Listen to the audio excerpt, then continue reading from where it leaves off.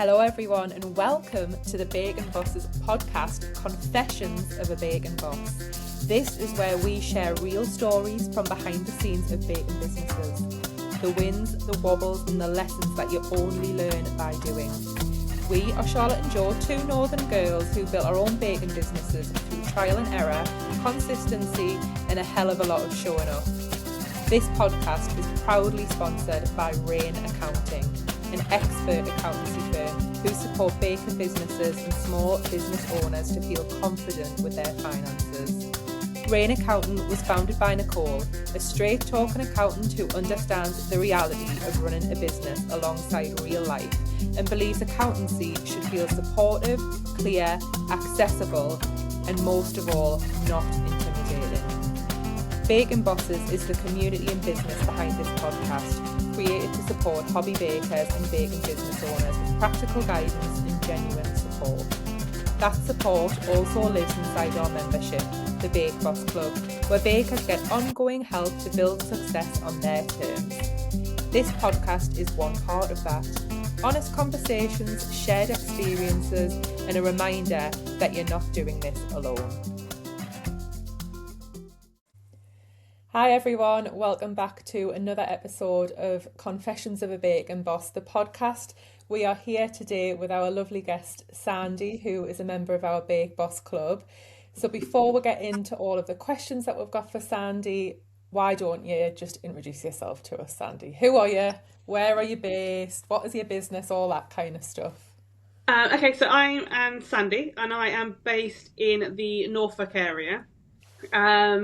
I set the business up about 3 years ago. I started doing it properly about 18 months to 2 years ago. And it's called Sandy's Wake and Bakes. I just do celebration cakes. I do treat boxes, biscuit boxes and sweets. You just do a bit of everything, don't you? Like the edible paints as well. Oh yeah, edible paints. And I started doing toppers and stuff as well lately. Yeah, well, why not? Why not just add more things in? I did cut my menu down and then I added stuff to it. Different sort of streams, though, aren't there? Like when you do the edible stuff and then the cricket toppers, they're a little bit different to bacon. So I suppose we'll let you off with that. So I know that obviously you're in the Bake Boss Club and we've done bits of PR for you. I think it was when you won Baker of the Month, wasn't it? Was that the yes? Part? Yeah. I got the newspaper article. Yeah, see, Sandy's been our Baker of the Month because she's so amazing. Twice. No, I'm counting. On there that you started your business so that you could be a yes mum. So what does that mean exactly? So I've always, like, being a mum is just everything to me, and I've always I've never wanted to say no to them. So like if there was a school play, if there was a sports day or anything like that, I've never missed something like that, and I never wanted to. I was lucky with my eldest because I worked in the school that she went to, but when it came to my youngest, I didn't. And I was working in a school while he was in nursery, but then he wasn't coping either in nursery, and I didn't want to force him to go somewhere where he wasn't coping. So that's why I made the decision to become completely at home, so that I could be wherever George needed me to be, whether that was at groups and stuff. And it also meant that I know I'd never miss anything with Megan. So now she's in secondary school. There's not so many things I get to go to, but she's a bit more of a teenager now. But it meant that I didn't have to ever say no, and I was never going to miss anything for them.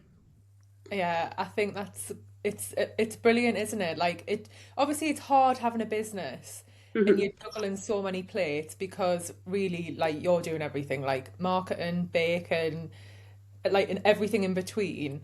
But it gives you the flexibility to be there for your children in the way that traditional jobs just don't.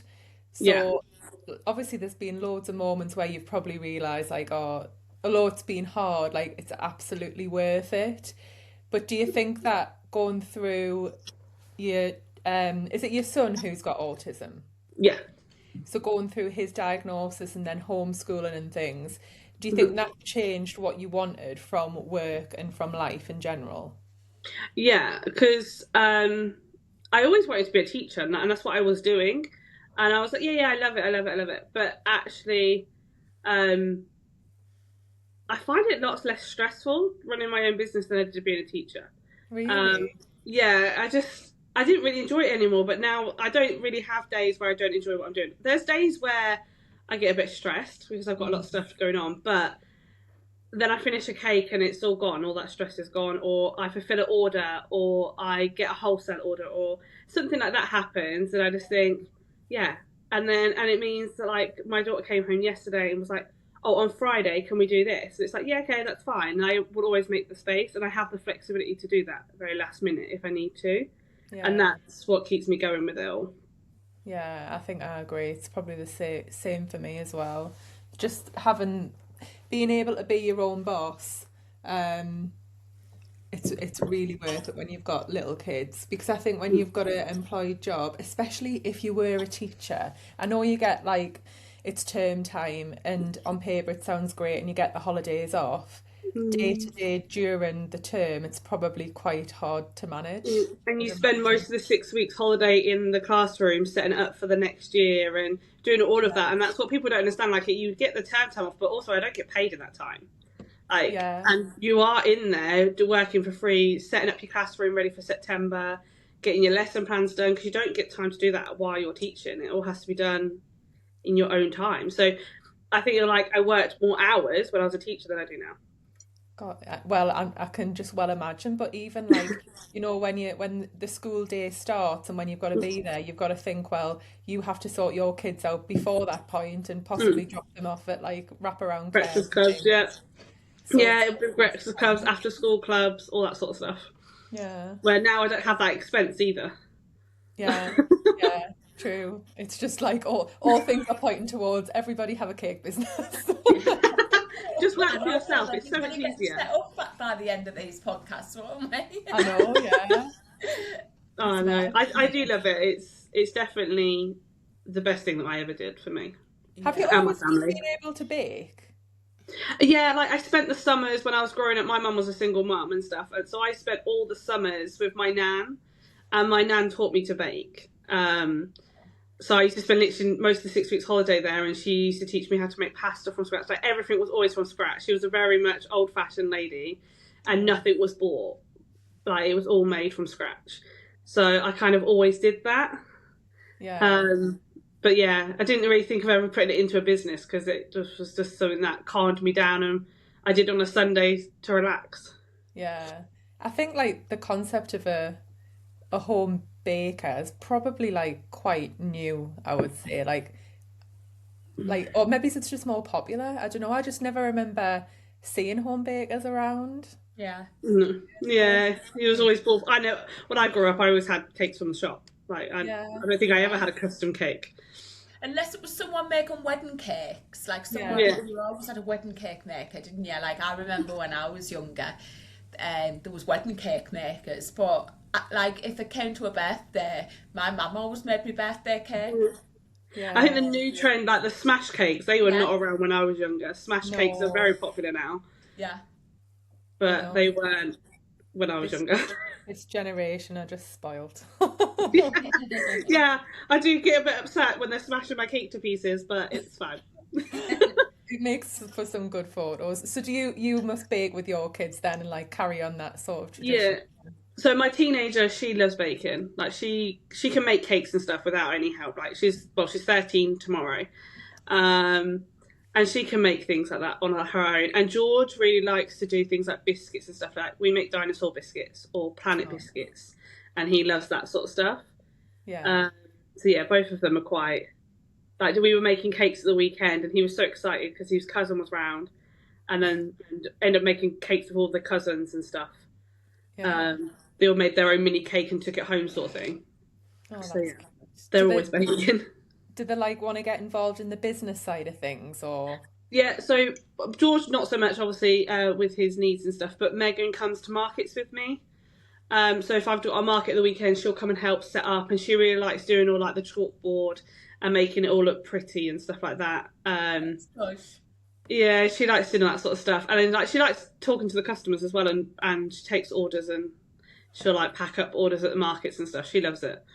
That's amazing, that for the confidence for when you're only like nearly 13 years old. Yeah. I don't think that when I was a teenager, I would have had the confidence to be on a market stall and talk to people. Yeah, and that it's really good as well. Like even like little things, like she all of a sudden just like when we first started, when I was doing them when she was a bit younger, she used to get really scared about doing like the money side of it. But now she's just like, yeah, that's this price and that's just your change, and she just goes. She'll talk to anybody at a market. Amazing. That's like totally setting her up with some life, like real Yeah. life skills, not just what you learn at school, like actual real life skills that you can take into being like a young adult. Yeah, she's already said she doesn't want to work for someone when she's older. She wants to work for herself. Brilliant. I love But she that. wants to do football coaching. Oh, well, it's a bit She wants different. to, I was like, "Meh." I was like, I can make you biscuits for your football team. I don't think football's going anywhere anytime soon, is it? It just seems like I hate football. Can't stand it. I watched our Parker playing football and it just bores me to tears.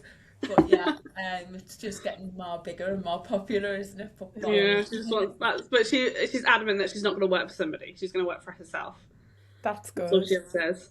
I try and instill that into my children. I'm like, you don't want to get a job, like get at work for yourself. Yeah. But I mean, my dad probably used to say that to me because he's always been self-employed. Yeah. I mean, I never listened up until the point where I realized actually Yeah. this is the life. Yeah, Um, it's much better. so Sandy, you've been open as well, like in the Big Boss Club, and just working with you about having ADHD yourself. And obviously it's becoming more well known. I feel like people sort of say, oh, it's becoming more popular, and I hate that. It's Yeah. like it's just we're learning more about it, and then people are sort of realizing how they might fit into that bracket. So how do you think it shows up in your business? Like, is there challenges it brings, and is there like pros to it as well? Yeah, so I definitely say there's pros. There's definitely pros. There's a few, like, I'm quite a positive person and I kind of get up and go. Like, I'm not someone that will kind of sit and dwell on stuff. But I think like some of the negatives that sometimes I get like brain fog and I like will lose hours of the day and I think, what have I done? Like, I don't even kind of remember what I did. And I have to write everything down like multiple times because otherwise it doesn't stay in my brain. So like when an order comes through, it's on my phone, it's in my diary, it's on my wall in my diary as well. And then I also have a weekly chart that I'll then redo each week. So like an order will be written down like 4 or 5 times because I'm Yeah. like, okay, then I know it's there somewhere. But I'd say more positives. I'm quite chatty, and I'll talk to anybody, and I can keep going for hours. So when I do a market, by like when I do the American markets, they're like 14-hour days, and I even by the end of it, I'm as chirpy as I was at the beginning because Yeah. I've just got the energy. And then I also have really productive days. Like today, I woke up feeling a bit under the weather, had a headache and stuff, but I've done like 9 cakes this morning. Like cooked 9 cakes. Yeah. And I'm like, okay. And I know when I stop, I'll be like, oh my God, I feel ill. But I'm fine now because Yeah. my energy's just picked up. So I think it's definitely, I use it more as a pro than a con to my business. Yeah. But there are days where I lose hours and I think, yeah, I don't know what I was doing. Yeah, I think there is definitely pros. I mean, haven't been through a diagnosis or anything, but I'm certain that I do fit into that bracket in some Yeah, me way. too. I've been on the waiting list for like probably when did I start that job? Probably 3 years now, actually. I should probably chase it up. Like to go through the test or whatever you have to do. Yeah. But yeah, it's like hyper focus, isn't it? You can be so Yeah. focused on something and you can do like a whole day's worth of work in an hour sometimes Yeah. that you've been putting off for about 2 weeks. Yeah. I think the only other bad thing is my brain goes into overdrive and I think I can do this and then I can do this and I can do this. And that was really apparent at Christmas when I looked at my menu and realised that I had like 36 options plus Yeah. about God. 25 cake options. And I was like, I do cakes, yeah, but I do like 25 versions of cake. I was like, what?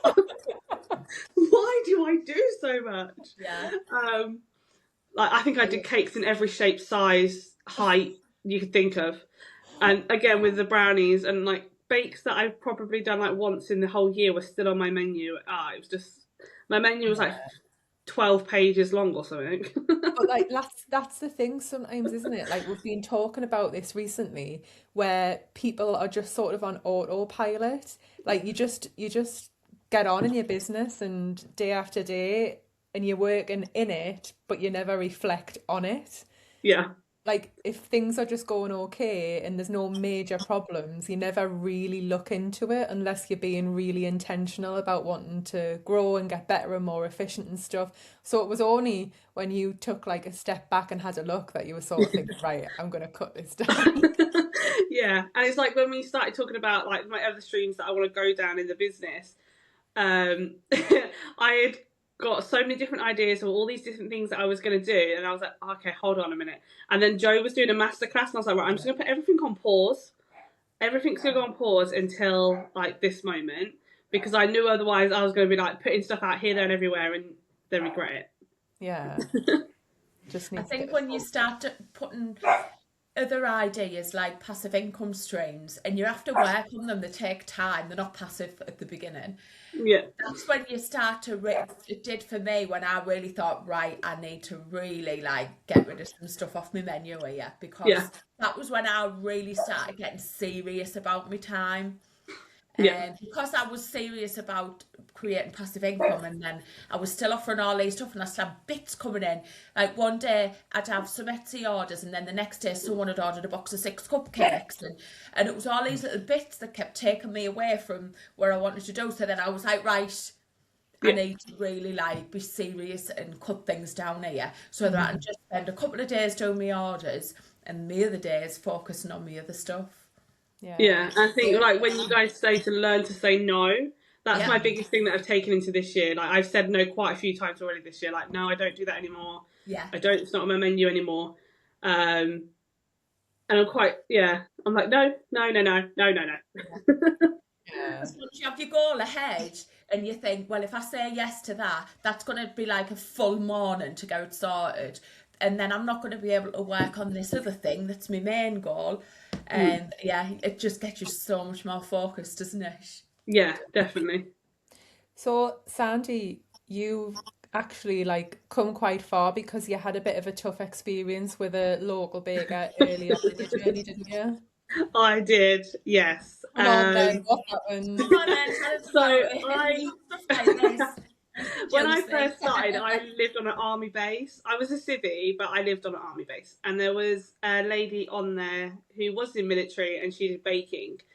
And I tried to befriend her. I tried to be nice. I was like, I'm setting up this business and blah, blah, blah. We went to the same markets, because we were local. We live in villages. We were both there. Really, really tried my best to be nice. And then, like, she just went in on me. Like any moment she could have a go or have a nit at me, then she would.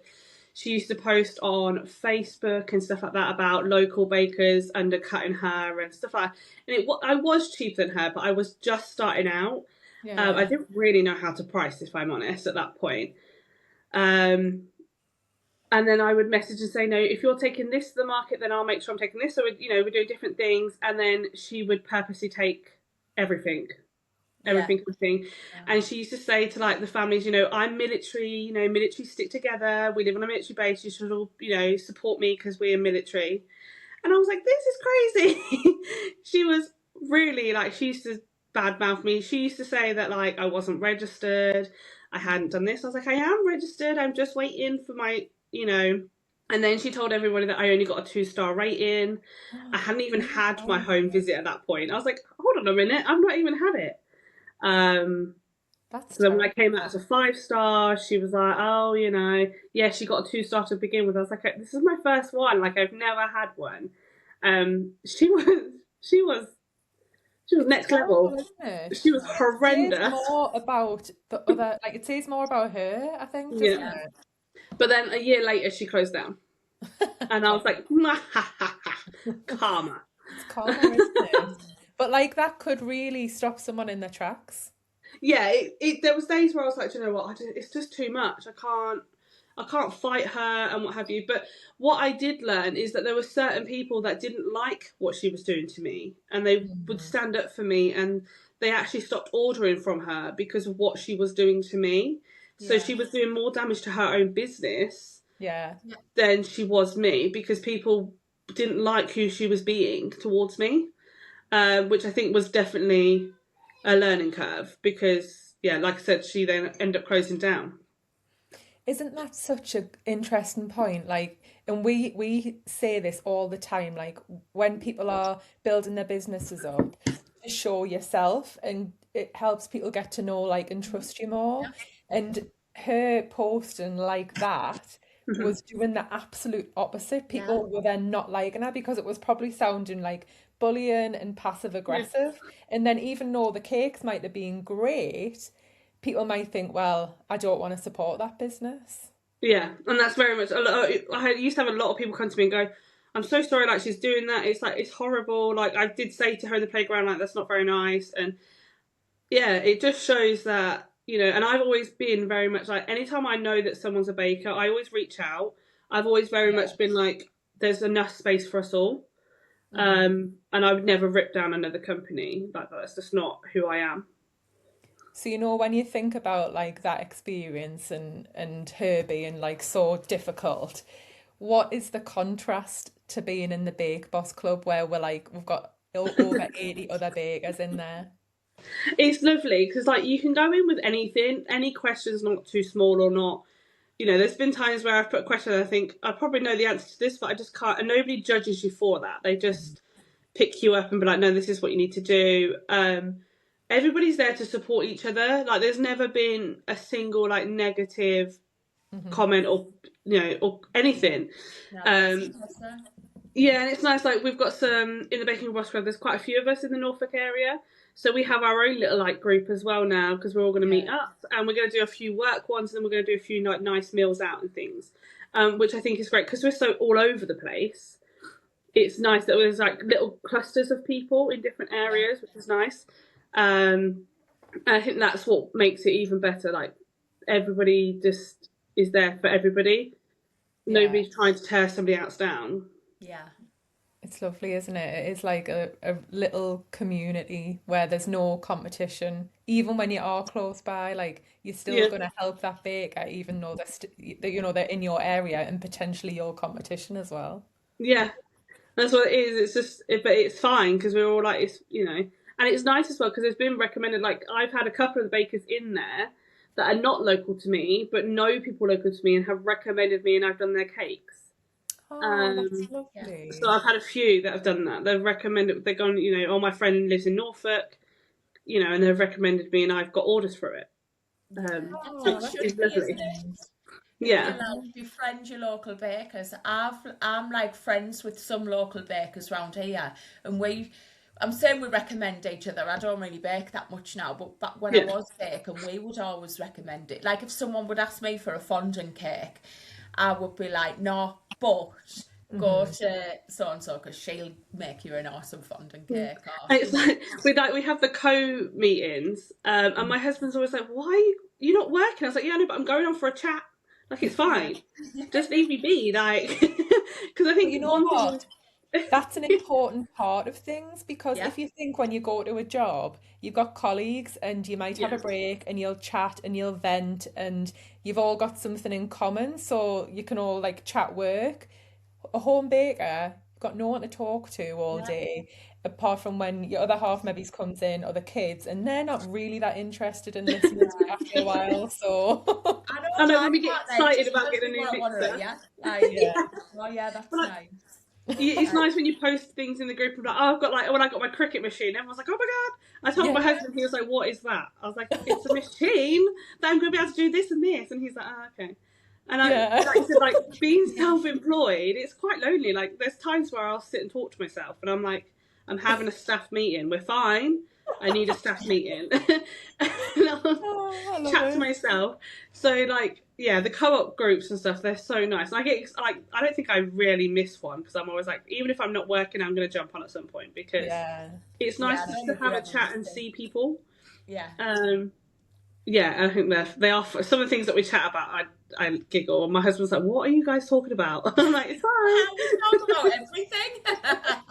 I know. No subject is off limits. We had a, when we did the Secret Santa Yeah, at Christmas in the Bake Boss Club, and everyone was trying to figure out who would send somebody their Secret Santa. I can't remember who it was now. But anyway, there was like this whole big like FBI style yeah, investigation. Someone made a spreadsheet. We're trying yeah. to work it out. It was like an episode of The Traitors or something. And I was reading the WhatsApp chat in bed one night, and the whole bed was shaking because I just couldn't stop laughing. And I thought, like, oh, I'm so glad we've got this group of people. Like, it's good for your soul. Yeah, the amount of messages I got going, "What did you buy the person?" I'm like, "I'm not going to tell you that. You're going to know who I bought." Yeah. Oh, Oh, God. yeah, it was so funny. Nobody figured me out there. Everyone was like, "Who did you have?" And I'm like, "I don't know. I don't know. I don't know." That's what I get said. I love it. I love it. Right. Well, obviously, you probably know this from listening to other episodes, but in every episode, because we're called Confessions of a Baking Boss, we'll ask each guest if they've got a confession that they would like to share. And it's like a pretty vague question. It could be a confession about anything. So, have you got a confession for us? Uh, yeah, I think like probably my biggest ones when I first started out. Um, um, so I was a little bit naughty when I first started out because as much as I knew how to bake a cake, I wasn't sure about brownies and stuff. And I kind of cheated on my first couple of times and bought a few boxes. What, like the cake mix boxes? Yeah, You yeah, know what? There's did it a like few times. professional bakers who do that. Yeah. You I can was buy like, them off websites, off professional websites. You can buy the box mixes. but then someone said, "Oh, this tastes just like Aunt Betty's," and I was like, "Because I've got her recipes." Yeah, I bought her book. Like, I bought her recipe book. Like, Brilliant. yeah, yeah, I got caught. So you were caught out. I was just like, no, I've got her recipe book. Like, I just follow it to a T. I was like, I'm not going to admit that it's a box cake. Like, Yeah. no. You know, like when I'm scrolling on TikTok or on like Reels, and I watch the videos of people making the cake pops because I don't make them, but I love it when they're like dipping them all in chocolate and stuff. Yeah, And this one that I watched, she says that she would never use anything else. Like she just uses the cake mix. And she was like, it's perfect every time. You just follow the instructions and add the stuff and then there's no stress. And I was thinking, well, there's a part to it, I suppose. yeah. I think my other thing is like faking it until you make it. The amount of times I edited photos when I first started to make it look like I had more stuff or I had less stuff. Yeah. Yeah, I did that a lot of faking it until you make it. Yeah. Well, yeah, sometimes you have to, don't you, Sandy? Yeah, pretty much. So, if there's a parent, which I'm pretty sure there will be, lots of parents follow us, who's listening, trying to juggle caring, responsibilities, and a business dream, what would you want them to take away from your story and your journey? I think the biggest thing is be prepared because it's hard work. And there are days where it gets to night time and I'm exhausted, but you have to focus on all those little things, like that little thing when, yes, I can go to that sports day, or yes, I can, homeschool my youngest because he doesn't fit in the box of schooling. Mm-hmm. But also, like, it is hard work, but surround yourself with people who are like-minded. I think that's definitely a biggest thing. Before obviously I met Charlotte, obviously you, about 2 years ago. But before then, I was very much coasting. I didn't know what I was doing, and it was very lonely, and I didn't really know what I was doing. But then when I started surrounding myself with other people that were business people, and just liked and were interested in the same thing, that made a massive impact on me mentally as well as in my business. Yeah. So I think the biggest thing is surround yourself with people that are like-minded. Be prepared for bad days because they're going to happen. Mm-hmm. But it's how you deal with that bad day that then will make you successful. And just take all them little wins. My little one's about to come into the room. Sorry. It's all right. That's a perfect example of juggling everything. Yeah. Oh, that's brilliant advice, that, Sandy. Love But yeah, it. that's what I would say. To take all them little wins. Like, yeah, that's what I do. Like, and just Yeah. focus on the positives. I think that you're a great example to people of, yes, there are difficult things that you've got to deal with, and you're a parent and you're juggling 2 kids and you're homeschooling, but you can still have success on your Hmm. terms. I think as long as you're being realistic and you're not trying to conquer the world, you can still achieve things. Yeah. Yeah, it's finding those little goals and achieving them, and then all them little goals will add up to a big goal. That's how I do it. I very much look at where I want to be, and then I break it down into things that are manageable, and then one day I'll get to that big goal. That's how I see it. Yeah, I think that's a Just great way to look at it. It is. keep going. Brilliant. Well, thank you so much for talking to us. Your interrogation is now over. So where can people find you, Sandy, if they want to follow you? So I'm on TikTok and I am on Facebook under Sandy's Wake and Bakes. Brilliant. I'm And going to we'll be- pop all your links in the show notes so everyone can come and follow you, Sandy. Okay. Right, brilliant. Well, thank you again, Sandy, and thank you everyone else for listening. Make sure you go on and leave us a rating or a review wherever you're watching or listening to the podcast, and we'll see you on the next episode. Bye. Bye. Thank you so much for listening to the Bacon Bosses podcast. If this episode has helped or made you feel less alone, please subscribe, leave a review, or share it with another baker, because it really does help the podcast and us reach more people. If you're somebody who's looking for some free support, you can find our Facebook community by searching UK Home Baking Support, Hobby Bakers and Beginners. It's a really welcoming space for bakers at every single stage of their journey, including you hobby bakers out there. You'll also find the option to leave your email so that we can send you some free resources to help you on your baking journey. And if you want ongoing support beyond that, Bacon Bosses is the community behind the podcast, with our Bake Boss Club membership for bakers who want to grow on their terms. All of the links are in the show notes, and we're just really glad that you've listened to the podcast. We'll see you in the next episode.